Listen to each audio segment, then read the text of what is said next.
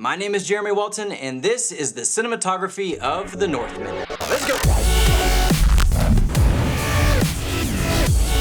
I recently watched The Northman, and a few things really stood out that kept running through my head throughout the night. So of course, I had to do a video about the cinematography. This one will be a bit different. I'm not going to get into camera and lenses, besides telling you it was shot on film. This movie was a different beast that inspires me as a filmmaker, and hopefully you'll see why in this video. Without further delay, let's look at the 2022 film The Northman, directed by Robert Eggers and cinematography by Jaron Blaschke. If you heard of these two, awesome. If not, go watch the 2015 film The Witch and the 2019 film The Lighthouse, where these two collaborated before The Northman, and I'm sure you'll get a good idea what these filmmakers are all about. When it comes to story, I'll let you be the judge of that. I think the trailer will give you all the information you need to decide if you want to see this film or not, but as a filmmaker, there's a lot to discuss. I want to cover the shots, or I could say lack of shots in this film. There weren't flashy edits or a ton of coverage, which, if you watch a lot of YouTube, can be refreshing at times. Each scene had time to play out, which felt more immersive. All of this was done intentionally and took a lot of planning to make it work.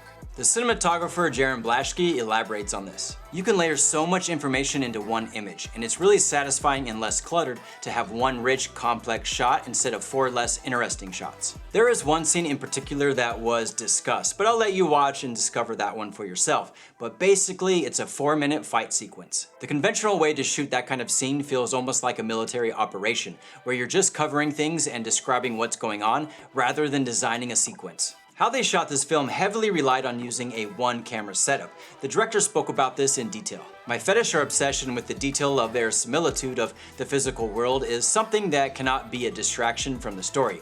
If it's a single camera, then you're always focused on the story. You're not cutting away to how cool the hunting dogs look. These longer takes kept you in the scene, and the use of slow pans had this anxiety-building feeling when waiting to see someone's reaction. Really interesting stuff. Another thing that felt genuine was the wardrobe, production design, and the Viking elements like their ships, which they had built along with the villages. That's something Eggers takes seriously and has been known for in his other films. This meant Viking researchers, translators, and archaeologists. This also meant to keep things authentic. Real fish were hung in the village. You know the smell, and on set, it was real. I didn't take any liberties, except with stuff that we don't know, because it was 1,000 years ago.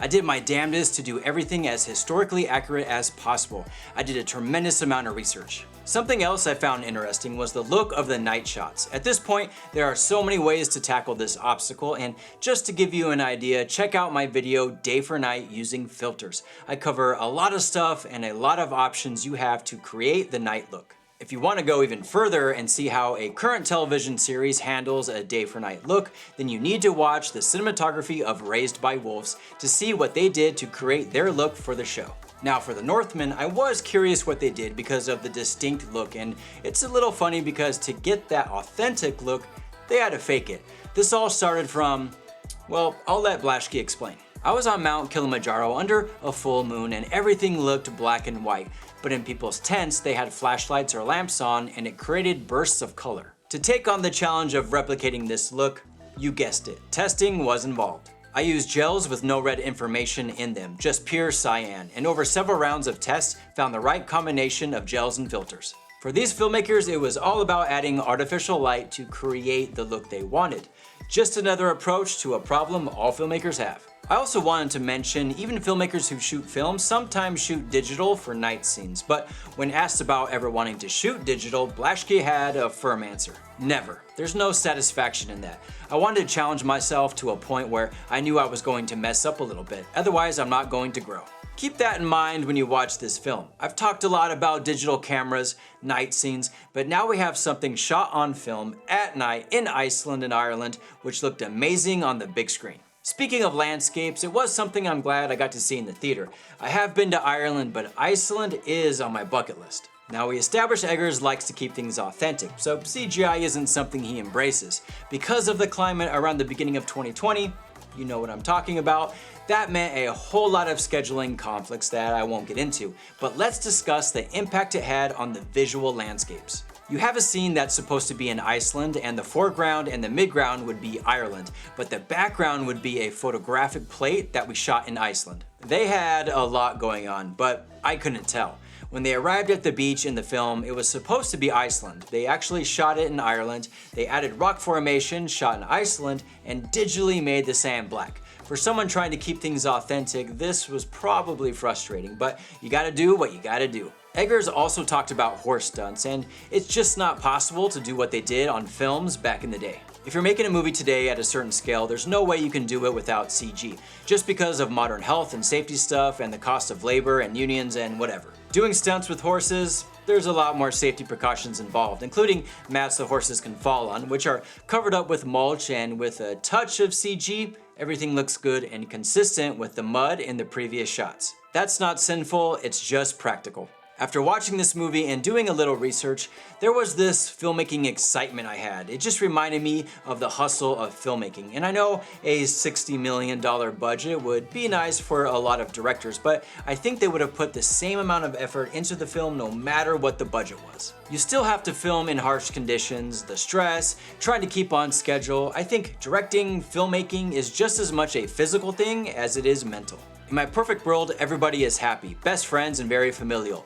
But the thing is, when it's freezing cold and raining and the wind's blowing and you're on the side of a mountain, it's tough and you need to stay focused. A movie like this isn't for everyone. Even the actors must be ready for a shoot like this. We saw the same thing in the movie The Revenant. There was some extreme weather and pretty harsh conditions that not only the actors but the crew had to endure. To me, there's something exciting about that, even though I hate the cold. I think that some of Alex's performance is just because he wanted to wring my neck. That's not any kind of calculated sadistic directing technique. It's just like we had focus buzz, or the lens was fogged, or somebody slipped in the mud and the take wasn't usable. Filmmaking isn't always sitting in Video Village just chillin'. And I like the rawness of this film and hearing about the behind the scenes drama, if you want to call it that. Even with a bigger budget, you have to make compromises and you can't always get what you want. You have to roll with the punches, and I think how well you do that is really important on how well your film turns out. The Northman is being called one of the most accurate Viking films to date. I see articles with titles like that all the time, but when you dig a little deeper, when you watch the film, you can see it all came together. This is when the pre-production pays off. All the work, long days and nights, the grueling schedule, what you put into the film finally pays off. I know this video is a bit different than some of the others I've done on cinematography, but I think this stuff is equally important as cameras, lights, and lenses. I want to leave you with another quote by Eggers that speaks to the environment we are currently in as filmmakers. Even if this movie isn't that great, I hope that people root for it, because it's rare that a writer-director gets a chance to make a big movie that's not an IP movie. We should collectively, as a film community, at least respect that it happened. Well, there you have it, the cinematography of The Northman. Hope you enjoyed the video. Hit that like button because there's definitely more on the way. Subscribe so you don't miss out. Leave a comment if you want to. Until next time, it's a wrap.